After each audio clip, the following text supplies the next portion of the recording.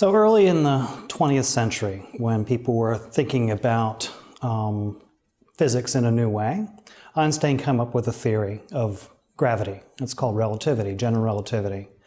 And people looked at this theory. It had some wonderful successes, but when they looked at it in the context of the whole universe, they found that the universe could have properties that make it change with time.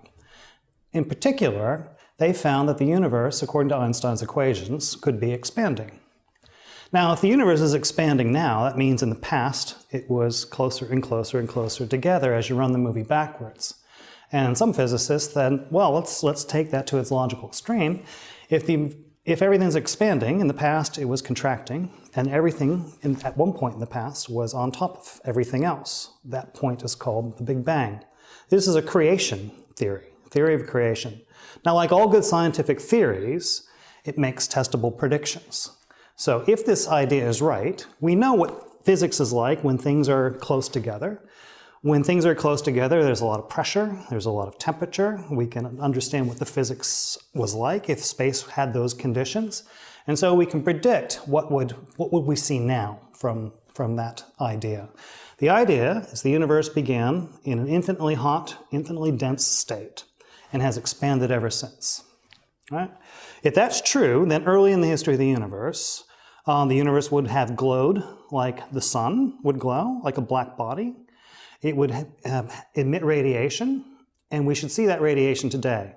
Now, since the universe has expanded, that radiation will no longer be glowing white hot or gamma rays as it was then, but we still see it. The one prediction is we should see everywhere we look in the universe, we should see the glow from the Big Bang. And we do. That's called the cosmic microwave background, and this was one of the first great successes of the Big Bang. When you point radio telescopes out into space, you see every direction the glow from the beginning. Another prediction is the early universe was like the inside of a star. It was hot enough to cook up elements. It would cook up hydrogen into helium, and then it would stop because you would take the burner off the stove. The universe as it expands, it gets cooler and cooler. So initially it was hot enough to cook up these elements, and then as it cooled off, it would stop that cooking. And so there's a prediction. The universe should make some hydrogen, lots of hydrogen.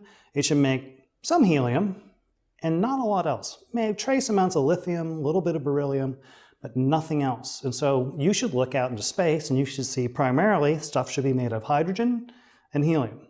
And it is. That's another wonderful prediction from the Big Bang Theory. All right, so those two things were found to be absolutely true. And so it's a wonderful verified theory. One more theory is that the universe should be very smooth when you look out back to the beginning.